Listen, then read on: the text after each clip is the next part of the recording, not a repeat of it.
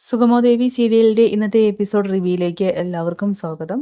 അങ്ങനെ ഋഷിയെ പ്രകാശ് ആണെങ്കിൽ തല്ലി താഴെ ഇടുന്നുണ്ട്. എന്നിട്ട് അവരുടെ നെഞ്ചത്ത് നോക്കി 4 ചവിട്ട് കൊടുക്കുകയാണ്. ശേഷം പറയുന്നുണ്ട്, ഇങ്ങനെ പോയാലേ നിന്റെ അമ്മയെ നീ പരലോകത്ത് വെച്ചേ കാണത്തുള്ളൂ എന്ന്.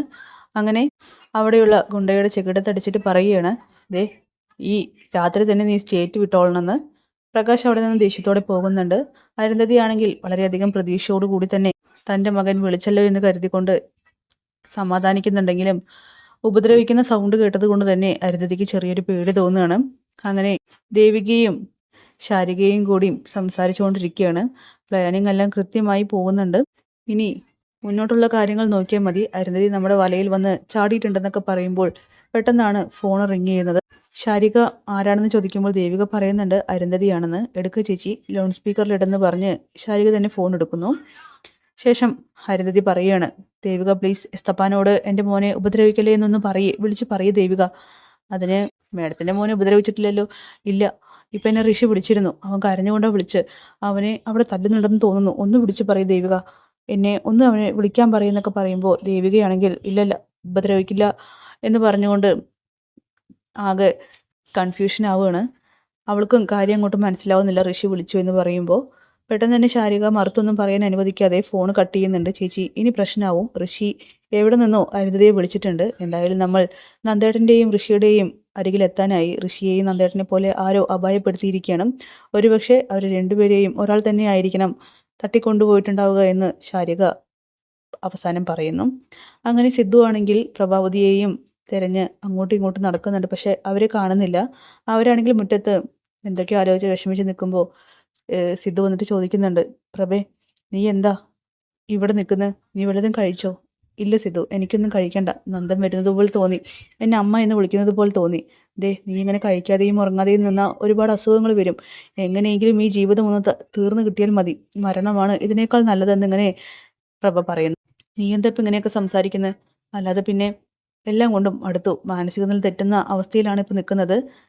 അപ്പോൾ ഞങ്ങളെക്കുറിച്ചൊക്കെ ഒന്ന് ആലോചിച്ച് നോക്കും. ശരിയാണ്, ഹരിയേട്ടൻ പറഞ്ഞതുപോലെ തന്നെ സിദ്ധുവിനും ദേവികയ്ക്കും എല്ലാവർക്കും വിഷമമുണ്ട്. സത്യം പറഞ്ഞാൽ ചെറിയ ചെറിയ വഴക്ക് പോലും ഇപ്പോൾ വലിയ വലിയ പ്രശ്നങ്ങളായിക്കൊണ്ടിരിക്കുകയാണ്. ഞാൻ എൻ്റെ ഭാഗം മാത്രമേ ചിന്തിക്കുന്നുള്ളൂ. അതെൻ്റെ സ്വാർത്ഥതയായിരിക്കാം, അമ്മ എന്നുള്ള സ്വാർത്ഥത. പക്ഷേ സിദ്ധുവിനെയും ദേവികയെയും കൂടി ഞാൻ പരിഗണിക്കണമായിരുന്നു. എന്നോട് ക്ഷമിക്കൂ സിദ്ധു, എനിക്കതിനൊന്നും സാധിക്കുന്നില്ല.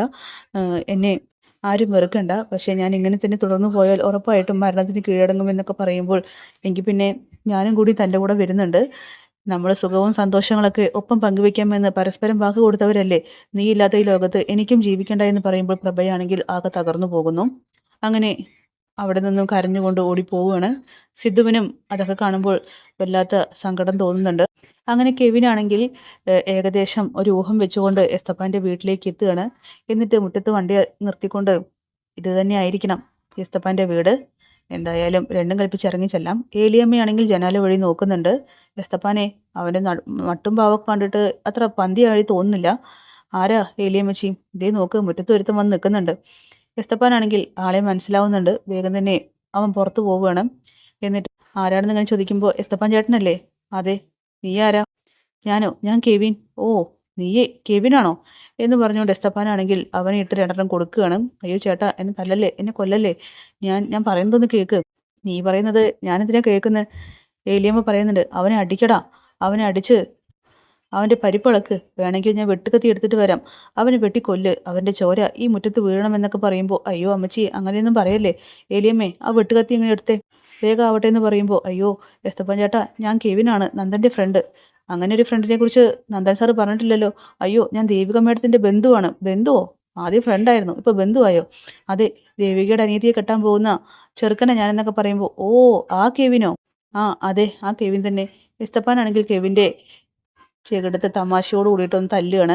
അങ്ങനെ ഏലിയാമ്മച്ചിയാണെങ്കിൽ പുറകിൽ നിന്നും കെവിൻ്റെ ചതി മനസ്സിലാക്കിയിട്ട് കണ്ണടച്ച് കാണിക്കുന്നുണ്ട് എസ്തപ്പാനോട്. ഓ, എങ്കിൽ പിന്നെ മോൻ ആദ്യം പറയണ്ടേ? എനിക്ക് അറിയില്ലല്ലോ മോൻ ദേവിക മോളുടെ ബന്ധുവാണെന്ന്. ദേവിക മോളുടെ അനിയത്തി എന്ന് പറയുമ്പോൾ നമുക്ക് നമ്മുടെ സ്വന്തം കൊച്ചിനെ പോലെയാണ്. അപ്പോൾ മോളും മോനും ഞങ്ങളുടെ കൂടെ ബന്ധുവല്ലേ? അതെ ഏലിയാമ്മച്ചി, മോനെ അകത്തേക്ക് കൊണ്ടുപോയേ. അങ്ങനെ കെവിനാണെങ്കിൽ ഒരു വിധത്തിൽ രക്ഷപ്പെട്ടെന്ന് കരുതി അകത്തേക്ക് പോവുകയാണ്. മോനെ സോറി കേട്ടോ, ആളറിയാതെ തല്ലിപ്പോയതാ. ഏയ് അതൊന്നും സാരില്ല ചേട്ടാ. പക്ഷേ എന്നാലും ചോദിച്ചിട്ടൊക്കെ വേണ്ടേ ഒന്ന് തല്ലാനായിട്ട്? ആ, ഇനിയിപ്പോൾ എന്ത് ചെയ്യാനാ, തല്ലിപ്പോയില്ലേ. പക്ഷെ മോനെ, അതിനൊക്കെ ഈ എസ്തപ്പൻ ചേട്ടൻ ക്ഷമ ചോദിക്കുന്നു. അല്ല എസ്തപ്പൻ ചേട്ടാ, ഇവിടെ വെച്ചിട്ട് നന്ദനെ കാണാതെയായത് അതൊരു അബദ്ധം പറ്റിയതാ. ഏലിയമ്മച്ചി, എന്തായാലും കെവിൻ മോനെ കുടിക്കാനായിട്ട് നല്ല ചായ എടുക്കുക. ഇപ്പം എടുക്കാം എസ്തപ്പാനെ എന്ന് പറഞ്ഞുകൊണ്ട് ഏലിയമ്മച്ചി ആണെങ്കിൽ അകത്തേക്ക് പോവുകയാണ്. ഈ സമയം കെവിൻ ആണെങ്കിൽ കൂടുതൽ ചോദിച്ചറിയാമെന്ന് കരുതുമ്പോഴേക്കും എസ്തപ്പാൻ പറയുന്നുണ്ട്, ഏലിയമ്മച്ചി ഞാൻ മോന് കഴിക്കാനുള്ള റസ്ക് ബിസ്ക്കറ്റൊക്കെ വാങ്ങിയിട്ട് വരാമെന്ന് പറഞ്ഞ് പുറത്തേക്ക് പോവുകയാണ്. ഈ സമയം കെവിനാണെങ്കിൽ മനസ്സിൽ ചിന്തിക്കുന്നുണ്ട്, ഋഷിയും നന്ദനും ഇവിടെ തന്നെ ഉണ്ടാവാനാണ് ചാൻസ്. എന്തായാലും ഈ സമയം കൊണ്ട് റൂമൊക്കെ ഒന്ന് പരിശോധിക്കാമെന്ന്. അങ്ങനെ ഏലിയമ്മച്ചി ആവട്ടെ അടുക്കളയിൽ പോയ ഗ്യാപ്പിൽ വേഗം തന്നെ ദേവികയെ വിളിക്കുന്നുണ്ട്. എന്താ അമ്മച്ചി? അതെ മോളെ, ഇവിടെ ആ കെവിൻ എന്ന് പറയുന്നവൻ വന്നിട്ടുണ്ട്. ഓ, അവനവിടെ എത്തിയോ? അപ്പം നമ്മുടെ പ്ലാനിങ് ഒക്കെ സക്സസ് ആയല്ലേ? അതെ മോളെ, അവനിവിടെ ഒരു വിധത്തിൽ ഉടായ്പ കാണിച്ചിട്ടാണ് അകത്തേക്ക് കയറി പറ്റിയത്. എന്നിട്ട് അവൻ എന്താ അമ്മച്ചി പറഞ്ഞത്? ദേവികമ്മളുടെ അനിയത്തി വിവാഹം കഴിക്കാൻ പോകുന്ന ചെറുക്കനാണെന്ന് പറഞ്ഞു. അപ്പം പിന്നെ ഞങ്ങൾ അവനെ അകത്തേക്ക് കയറ്റി. അവൻ്റെ ലക്ഷ്യം എന്താണെന്ന് നോക്കണം, അവനെ നിരീക്ഷിക്കണം.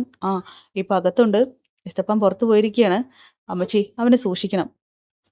ശരി മോളെ, ഇനി അവന് സംശയം തോന്നുന്നതാ, ഞാൻ ചായ ഇടാണെന്ന് പറഞ്ഞിട്ട് ഇങ്ങോട്ട് വന്നിരിക്കുകയാണെന്നൊക്കെ പറഞ്ഞ് ഏലിയമ്മയാണെങ്കിൽ ഫോൺ വെക്കുകയാണ്. ശാരിക അങ്ങോട്ട് വരുന്നുണ്ട്. എന്താ ചേച്ചി, ആരാ വിളിച്ച്? മോളെ, ഏലിയമ്മച്ചി വിളിച്ചതാണ്. ആ കെവിൻ അവിടെ എത്തിയിട്ടുണ്ട്. ഓ, അപ്പോൾ അവൻ നമ്മുടെ വലയിൽ വന്ന് വീണല്ലേ? എനിക്ക് തോന്നുന്നതേ കെവിൻ ഒരു സാധുവാണെന്നാ. ഉറപ്പായിട്ടും ആ ഇസബലയുടെ പ്ലാനിങ് ആയിരിക്കുമെന്ന് പറയുമ്പോൾ കെവിൻ സാധുവോ? ഇത്രയും ഒപ്പിച്ചു വെച്ചിട്ട് അവനെങ്ങനെയാ മോളെ സാധുവാവുക? എന്തായാലും എല്ലാവരും നമ്മുടെ വലയിൽ വന്ന് വീഴുന്നുണ്ടെന്ന് പറഞ്ഞുകൊണ്ട് ദേവികയാണെങ്കിൽ ശാരികയോട് സംസാരിക്കുന്നു. അങ്ങനെ CP ആണെങ്കിൽ അരുന്ധതിയെ കാണാനായിട്ട് വരുന്നുണ്ട്. മാഡം, എത്രയും പെട്ടെന്ന് ഇത് മന്ത്രിതലത്തിൽ അറിയിക്കേണ്ട കാര്യമാണ്. നമ്മുടെ ഋഷിമോന് ജീവനെന്തെങ്കിലും അപകടം പറ്റിയാൽ അത് ശരിയാവില്ല. നമുക്ക് പോകാം മാഡം, വരൂ എന്നൊക്കെ പറയുമ്പോൾ അരുന്ധതിയാണെങ്കിൽ ഒരു മടിക്കുകയാണ്. എന്താ മാഡം, എന്തിനെങ്ങനെ നിൽക്കുന്നത്? ഋഷിമോൻ ഇപ്പോൾ ജീവനോടെ ഉണ്ടോ, അല്ലെങ്കിൽ അവൻ എന്തെങ്കിലും സംഭവിച്ചതെന്ന് നമുക്ക് അറിയണ്ടേ? വന്നേന്ന് പറയുമ്പോൾ CP അതൊന്നും വേണ്ട. അതെന്താ മാഡം അതൊന്നും വേണ്ട എന്ന് പറയുന്നത്? CP, എൻ്റെ മോൻ ഒരു കുഴപ്പം പറ്റിയിട്ടില്ല, അവൻ ജീവനോടെ തന്നെയുണ്ട്. ഓ, അതെന്താ മാഡം ഇത്ര ആത്മവിശ്വാസത്തോടു കൂടിയിട്ട് പറയുന്നത്? അതെ CP, ഞാൻ ഞാൻ ആത്മവിശ്വാസത്തോടെ തന്നെ പറയുന്നത്. ഋഷി ജീവനോടെ ഉണ്ടെന്ന് പറയുമ്പോൾ ഇത് കേട്ട് CP ആണെങ്കിൽ ആകെ ഷോക്കാവുന്നു.